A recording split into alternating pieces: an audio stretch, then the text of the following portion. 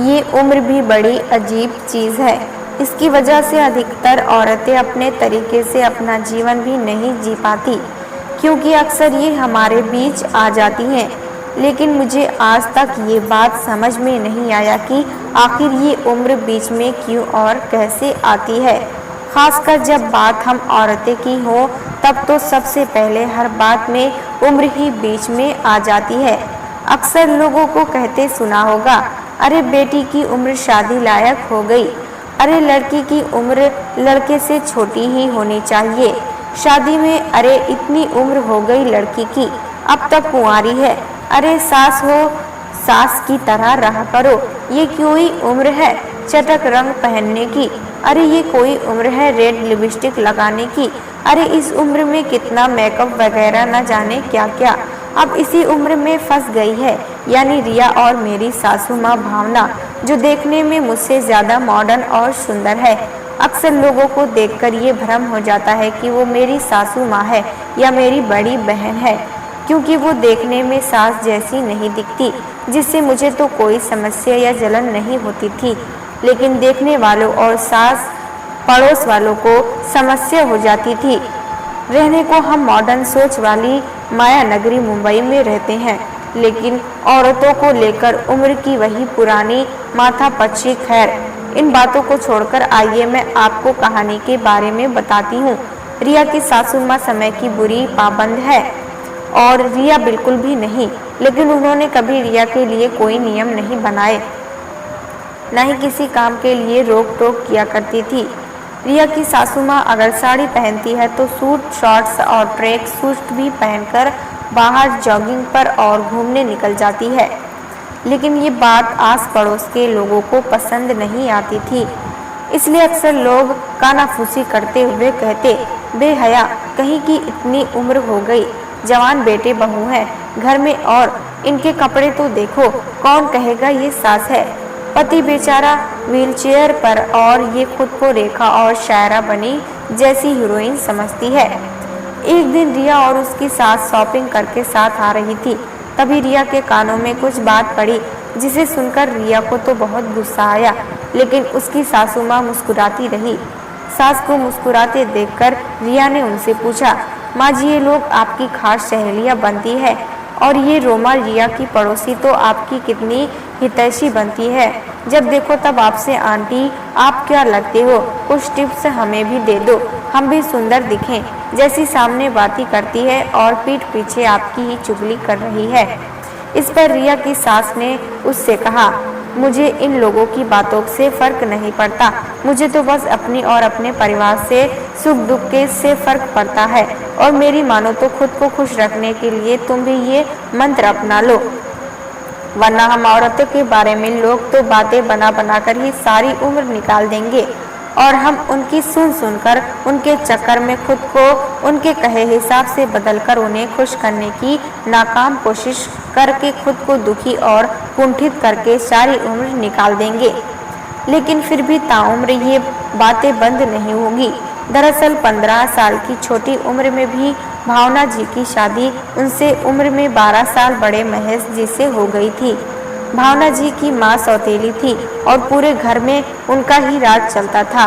गांव में पली बड़ी भावना जी की सौतेली माँ के साथ साथ बाकी घर वालों के लिए भी ये कोई बड़ी बात नहीं थी, इसलिए सौतेली माँ के कहने पर भावना जी के पिता ने उनकी जल्दी शादी कर दी। शादी के बाद भावना जी अपने ससुराल मुंबई आ गई। ससुराल में भावना जी की सास भी कड़क स्वभाव की थी, लेकिन महेश जी सपोर्टिव थे। उन्होंने भावना जी को 12वीं तक प्राइवेट पढ़ाई कराई। सोच से आधुनिक ख्याल के महेश जी को भावना जी का हमेशा सज धजकर तरह रहना, कपड़े पहनकर रहना अच्छा लगता था। उन्होंने अपनी तरफ से भावना पर कभी कोई रोक नहीं लगाई। सासू माँ के पोते का मुंह दिखा देने के दबाव में उम्र के महज 16 वर्ष पूरा करते ही भावना जी ने अपने बेटे को जन्म दिया। कपड़ों के व्यवसायी महेश जी का रोड एक्सीडेंट हुआ, जिसमें वो अपने पैर गंवा बैठे और उसके कुछ सालों बाद शरीर का दायां हिस्सा लकवाग्रस्त हो गया। सामाजिक पारिवारिक तमाम परेशानियों को पार करते हुए भावना जी ने अपने पति के व्यवसाय के साथ साथ अपने पति, परिवार और बच्चे को भी भली भांति अकेले ही संभाला। बेटे को व्यवसाय में कोई दिलचस्पी नहीं थी, इसलिए वो इंजीनियर बन गया और अपने साथ ही पढ़ने वाली लड़की यानी रिया से शादी कर ली।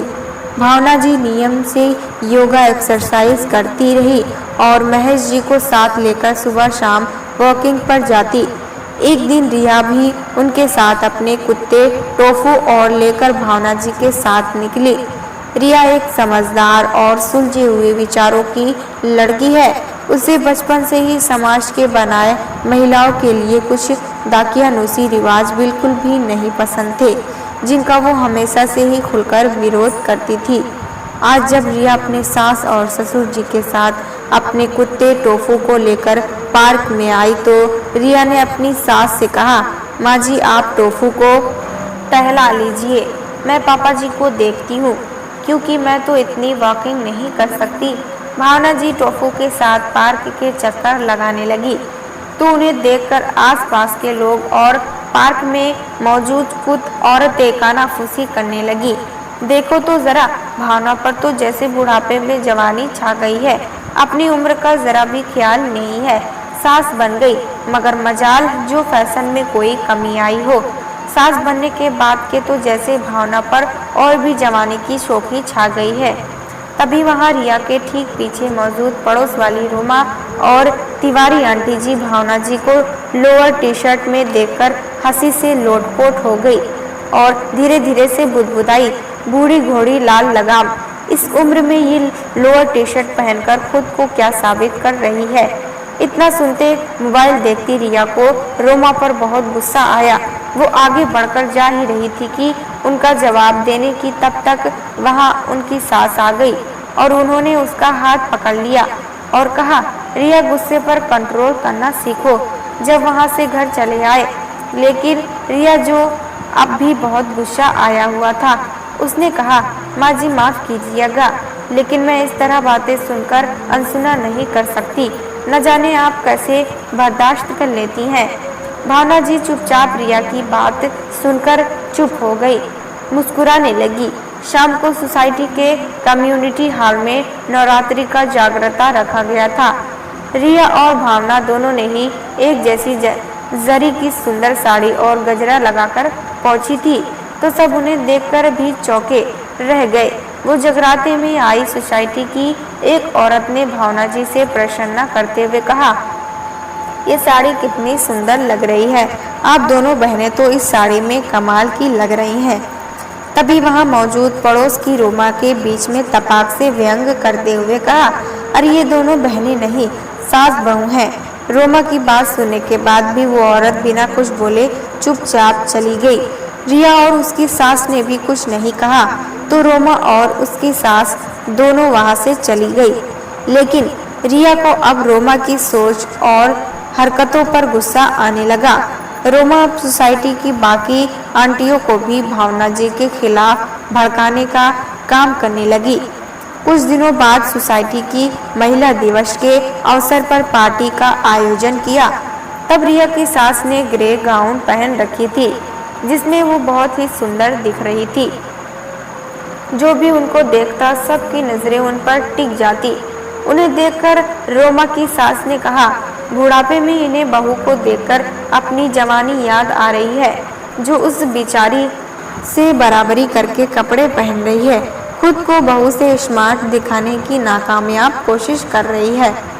तभी वहां रिया आ गई और उससे रोमा ने कहा, देख रिया, बुरा मत मानना, लेकिन मैं तुझे ये सलाह तेरी अच्छी दोस्त और पड़ोसी होने के नाते दे रही हूँ। अपनी सास को समझा कि हर चीज की सही उम्र होती है, जो तभी की जाए जो अच्छी लगती है। अब उनकी उम्र हो चुकी है, उन्हें यह शोभा नहीं देता। मेरी सास को देख कितने अच्छे से रहती हैं, आप ही बोलिए। शर्मा आंटी वहाँ मौजूद सोसाइटी की अन्य बुजुर्ग महिला, क्या मैं कुछ गलत कह रही हूँ? शर्मा आंटी ने कहा, अरे बेटा अब क्या बोलूं, ऐसी ही बूढ़ी औरतें की वजह से तो समाज गिर के जा रहा है। जिनके अंदर खुद शर्म और उम्र का लिहाज नहीं, वो अपने घर की बहू बेटियों को क्या संस्कार और शिक्षा देंगी। गुस्से में रिया ने जैसे ही बोलना चाहा, भावना जी ने रिया का हाथ दबाकर उसे इशारों से चुप रहने के लिए कहकर आज पहली बार सबके बीच भावना जी बोल पड़ी। बहन जी, मैं बूढ़ी हुई हूँ, लेकिन मेरे शौक और हावी तो बूढ़े नहीं हुए हैं। मन से तो मैं आज भी जवान ही हूँ। और किसने आपसे कहा कि संस्कार और शिक्षा सिर्फ साड़ी में ही दिया जा सकता है। कपड़ों से संस्कार और शिक्षा को बढ़ते और सीखते सिखाते तो मैंने ना कहीं देखा, ना ही पढ़ा और सुना है। तभी रोमा की सास ने व्यंग कसा, तो क्या शौक पूरे करने में उम्र की कोई चिंता नहीं होनी चाहिए। आप जैसी महिलाओं की इसी सोच के कारण ही महिलाओं के प्रति अपराध बढ़े हैं। भद्दे कपड़े पहनकर गलती खुद करो और दोस्त कहीं और मण दो। इतना सुनते भावना जी हंसी। उन्होंने कहा, हम औरतों की ख्वाहिशों के बीच ये उम्र न जाने क्यों आ जाती है। रही बात महिलाओं के साथ अपराध की, तो खराबी किसी औरत के कपड़े में नहीं, बल्कि अपराध करने वाले अपराधी के दिमाग और मन में होती है। फिर चाहे महिला सूट में हो, साड़ी में या फ्रॉक या जीन्स में, इससे कोई फर्क नहीं पड़ता। इसलिए मैं तो कहूँगी, हम औरतों को अब अपनी सोच को थोड़ा बड़ा करना चाहिए और समय के साथ ज़रूरत पड़ने पर बदलना भी चाहिए। हम औरतों को परिवार समाज के साथ थोड़ा अपने मन का भी कर लेना चाहिए। हंसी खुशी हमें अपने जीवन की हर प्यारी एंजॉय करने रहना चाहिए और कोई कपड़ा या रंग किसी उम्र का मोहताज नहीं होता। तभी रोमा के तंज कसते हुए कहा, आंटी जी, अपने बुढ़ापे को स्वीकार करिए और थोड़ा भजन कीर्तन में भी मन लगाइए, मन को शांति मिलेगी। ये उपदेश की बातें सिर्फ भाषण और किताबों में ही अच्छी लगती है। रोमा की वो बात सुनकर मुस्कुरा दी, क्योंकि उन्हें पता था कि ये सारा कुछ उसका किया कराया है। उसने ही सबको उनके खिलाफ भड़काने का काम किया है। रोमा की तरफ देखते हुए शांत भाव से बोली, रोमा, मैं भजन कीर्तन के लिए अगर आस्था चैनल और संस्कार टीवी देखती हूँ तो मन करके, पर डिस्कवरी चैनल और नेशनल जियोग्राफी के साथ हॉलीवुड मूवी और फैशन चैनल भी देखती हूँ। मिसेस शर्मा, आंटी आप बताइए, आप तो मुझे बहुत पहले से देख रही हैं। हमारे तो बच्चे भी साथ पढ़े और बड़े हुए हैं। मैं तो पहले से ही ऐसे रहती हूँ, तो बहू के आने पर अपना रहन सहन क्यों बदलूं। आप अनुभवी हैं, इसलिए आपसे कह रही हूँ कि आप मेरी बात समझेंगी। हम औरतें की अपनी उम्र होती ही कहाँ है। कभी पति की उम्र से जोड़कर बड़ी भाभी, आंटी जी, मामी, चाची और भी न जाने क्या क्या रिश्ते नाते बन जाते हैं। तो कभी समाज बच्चों को देखकर उम्र की गणना करने लगता है और फिर बहू के आने पर सास बनते बूढ़ी होने का तमगा चिपका दिया जाता है। माँ बाप के पास मायके में सुनने को मिलता है, ससुराल जाकर करना जो करना होगा। मायके में इतना मेकअप और मॉडर्न कपड़े पहनकर घूमना, ये सब अच्छा नहीं लगता। और ससुराल आकर गृहस्थी की गाड़ी पकड़ाकर कह दिया जाता है, अब बचपन में की उम्र नहीं, समझदार बनो, बड़ी हो बच्ची नहीं। तब शर्मा आंटी ने कहा, तुम सही कह रही हो भावना, न जाने बहकावे में मैं तुम्हें क्या क्या बोल गई हो, उसे मुझे माफ कर देना। लेकिन इधर रोमा इन सब के बीच भुनभुनाए जा रही थी। तब भावना जी ने रोमा से कहा, रोमा, वैसे आज तुम्हारे सामान्य जानकारी के लिए तुम्हें एक बात बताती हूँ, ध्यान से सुनना। जानती हो, मेरा जन्म 1992 में हुआ है और तुम्हारा 1996 में और रिया का 2006 में, यानी मेरी तुम्हारी उम्र में सिर्फ 3 साल का और रिया से तुम्हारी उम्र में 10 साल से भी ज्यादा का अंतर है। फिर भी तुम रिया को अपनी दोस्त और मुझे आंटी कहती हो, जिससे मुझे कभी कोई परेशानी नहीं हुई। लेकिन तुम्हें मेरे कपड़े, रहन सहन से हमेशा परेशानी रहती है। क्या मैं जान सकती हूँ क्यों? तुम्हारी नज़र में क्या ये सही है? क्या इसे ही अच्छे संस्कार और शिक्षा कहते हैं? मुश्किल से तुम्हें इस सोसाइटी में आए 1 साल हुए हैं और मैं तो कई सालों से हूँ। मेरे बारे में बिना कुछ जाने समझे, बिना मतलब के अनगढ़ बातें करने का क्या मतलब समझूं? मेरी शादी महज 15 वर्ष की उम्र में हुई। क्यों हुई और किस वजह से हुई ये मैं तुम्हें बताना ज़रूरी नहीं समझती, लेकिन तुम्हारी शादी 30 साल की उम्र में हुई, लेकिन मैं बूढ़ी घोड़ी लाल लगाम हो गई और तुम मॉडर्न यंग लेडी। तो अब बताओ, क्या ये उम्र हमारी तुमसे या किसी और ने जोड़ी? नहीं ना, मैं बहुत अच्छे से जानती हूँ कि मेरे पति व्हीलचेयर पर हैं और मैं सास बन गई हूँ, तो क्या मैं हमेशा इस बात से दुखी या बिचारी बनकर घूमती फिरूं? या सास बन गई तो उम्र का रोना लेकर सबके बीच सास बहू वाली चुगली करती रहूं? मैं जीऊं और जीने दो में भरोसा रखती हूँ। जिंदगी में दुख सुख और जवानी बुढ़ापा तो सबके आना है, एक दिन फिर उसका अफसोस क्यों करना? मैं तो मानती हूँ जो उम्र हम औरतों की अपनी होती ही नहीं, उसे जोड़ना या घटना क्यों? क्योंकि मेरे लिए तो उम्र सिर्फ एक गणित का नंबर मात्र है, मेरा जीवन नहीं। इसलिए हमें उम्र और जवानी को लेकर कभी भी खुद पर घमंड नहीं करना चाहिए, क्योंकि ये दोनों ही चल है, अचल नहीं, जो कभी बदलेगा नहीं।